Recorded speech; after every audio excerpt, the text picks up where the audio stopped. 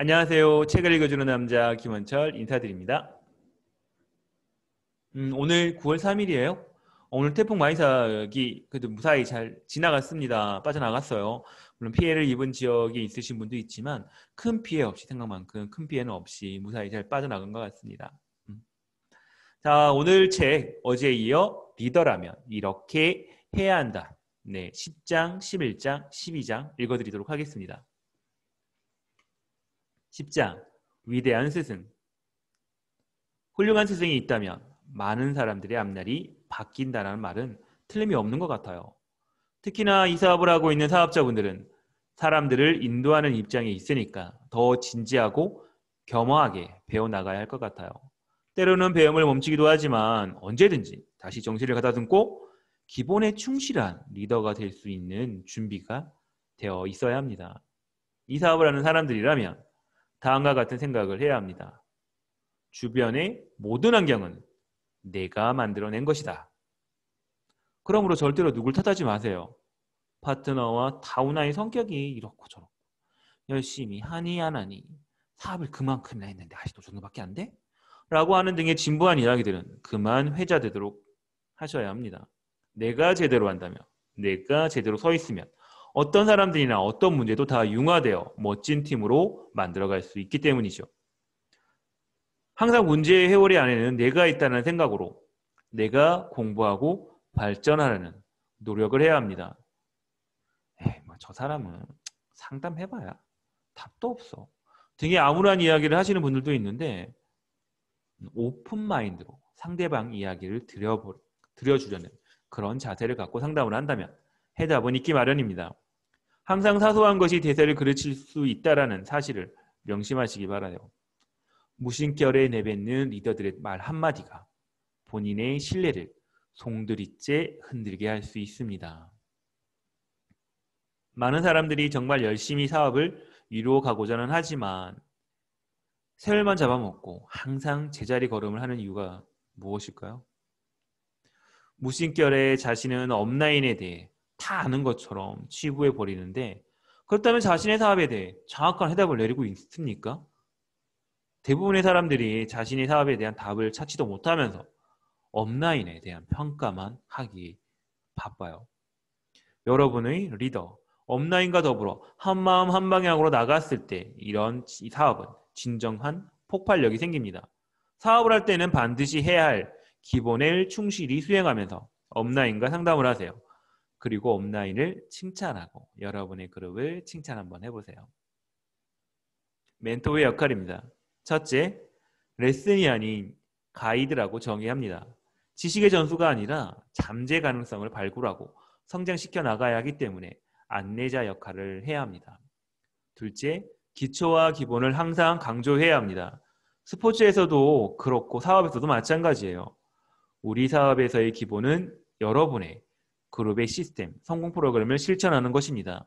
그리고 그러한 행동 수칙은 멘토 역할을 해야 할 사람들이 기초의 사업을 배울 때 열정적으로 기록했던 바로 그 노트 속에 있을 것입니다. 셋째, 사람마다 차이를 감안해 볼 때 1대1 레슨이 중요합니다. 즉 여러분의 LOS, 스폰서 라인의 속에 핵심 키맨들, 즉 핵심 리더들이죠. 그들과 주기적인 상담을 통해 가이드 역할을 하셔야 돼요. 개인의 성향은 무시한 채 그룹에서 똑같은 것을 주입하고 똑같은 행동을 요구한다면 창의적인 생산성은 결국 떨어지게 되어 있어요. 넷째, 그렇게 하지 마라 라고 표현보다 이렇게 하면 어떨까요? 라는 긍정적인 표현으로 자신감을 갖게 해야 합니다. 다섯 번째, 때로는 비유를 적절하게 사용을 한번 해보세요. 성공 스토리 등을 통해 뜻을 전달해보세요. 가르친다는 뜻은 레슨이 아니라 가이드라는 겸허한 학습 이론을 또 한 번 배울 수가 있을 겁니다. 11장, 왜 미팅이 중요한가? 여러분이 미팅에 빠지지 않고 가야 하는 이유는 지식보다는 지혜를 배우기 위해서요. 미팅에 참석하면 성공한 사람들을 통해서 지혜를 얻을 수 있습니다. 그러한 사람들은 항상 미팅 장소에 있기 때문이에요. 본인이 지니고 있는 지식에 근거한 나름대로의 삶의 방식으로 수십 년간 살아왔지만 성공, 자유, 부자라고 하는 것들과는 거리가 먼 상태로 살아온 분들이라면 이 사업을 만난 뒤에도 그러한 실수를 반복하는 모습을 많이 접하게 됩니다. 사업 설명을 이해하는 것만으로 다 알고 있다고 생각하고 기능적으로만 움직이려고 하는데 거기에는 명쾌한 해답은 없어요. 제품을 통해서 순간적으로 볼륨을 올릴 수는 있겠죠. 하지만 그것은 영속적이진 않아요. 왜냐하면 그것을 유지하고 성장시키는 방법에 대해서는 전혀 배우지 않았기 때문입니다.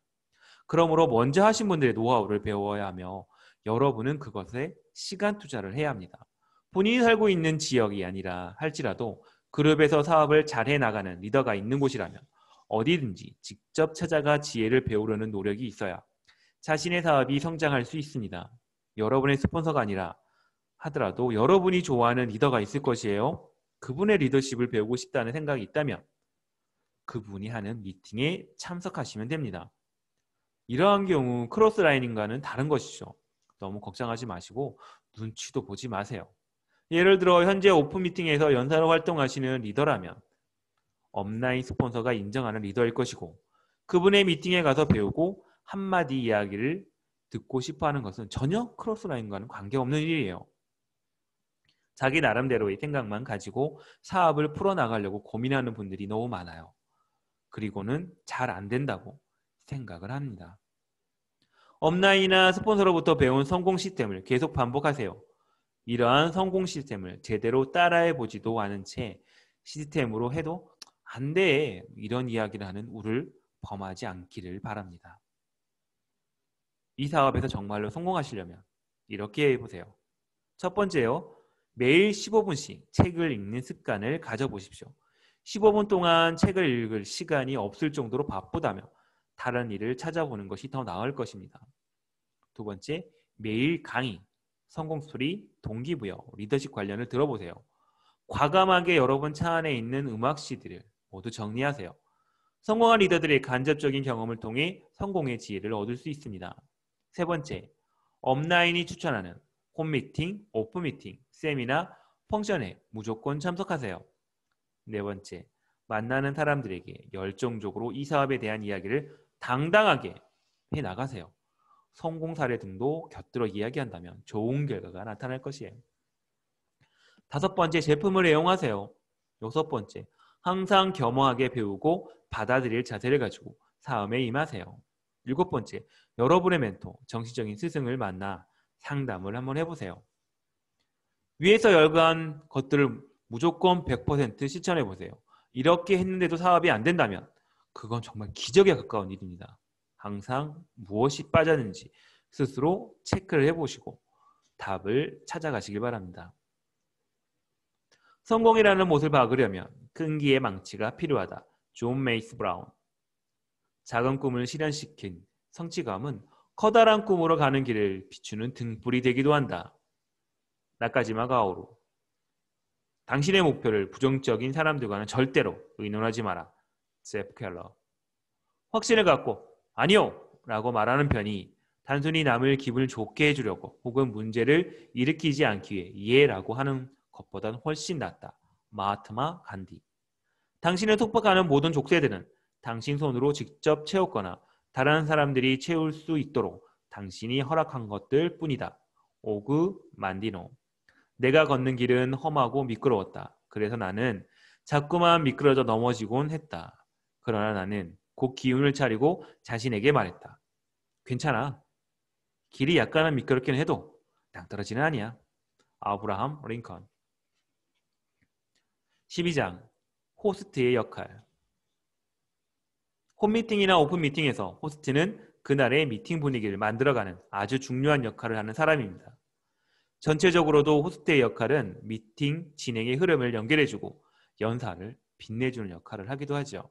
그러므로 호스트는 자신이 빛날 필요는 전혀 없어요. 잘해야 한다는 강박관념도 가질 필요가 없어요. 그냥 미팅 분위기를 잘 연출만 해주면 됩니다.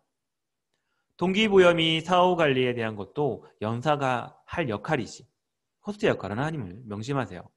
연사가 해야 할 역할을 호스트가 가로채어 내가 마냥 그날의 주인공처럼 해서는 안 된다는 겁니다. 호스트는 연사에 대한 칭찬, 그룹 시스템에 대한 관련 정보, 신제품에 관련 정보, 미팅 스케줄 등 자연스럽게 프로모션을 하면 됩니다. 특히 주의해야 할 것은 연사가 스피치를 하고 난 후 부연 설명은 하지 않는 것이 좋아요. 어쨌거나 호스트는 말을 줄이는 것이 실수를 피하고 그날의 미팅을 매끄럽게 진행할 수 있는 최대의 방법입니다. 그러므로 호스트는 자신이 연사처럼 빛나고자 하는 시도를 따로 할 필요가 없어요. 홈 미팅이나 OM 등 여러 미팅에서 호스트가 무슨 이야기를 할 건지, 어떤 내용을 프로모션 할 것인지 사전에 그날의 연사에게 미리 확인하는 것이 중요합니다. 아니면 자신이 속해 있는 지역의 리더들에게 물어보는 것도 좋은 방법이에요. 홈 미팅에서도 호스트는 미팅 후 별도의 연사의 부탁이 없으면 그 미팅의 대화를 주도하려고 하지 마십시오. 만약 본인이 그렇게 하고 싶다면 스폰서를 초대하지 말고 본인이 직접 홈 미팅을 진행하는 것이 좋습니다. 즉 본인이 직접 플랜을 보이거나 사후 관리에 대한 내용을 풀어가는 것이 바람직합니다. 만약 스폰서가 그날의 연사로 초대되었다면 일체의 진행을 업라인에게 일임하는 것이 좋습니다. 이러한 사항이 잘 이행되지 않는다면 그러한 미팅에서는 사업이 커지지 않고 미팅의 볼륨은 점점 작아지게 될 것입니다.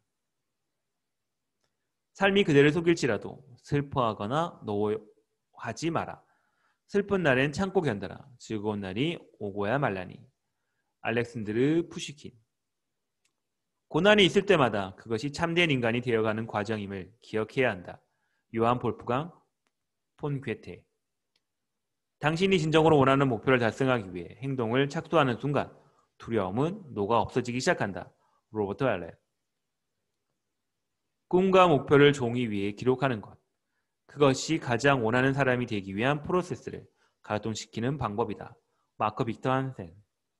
생각이 바뀌면 행동이 바뀌고 행동이 바뀌면 습관이 바뀌고 습관이 바뀌면 성품이 바뀌고 성품이 바뀌면 운명이 바뀐다. 사무엘 스마일즈.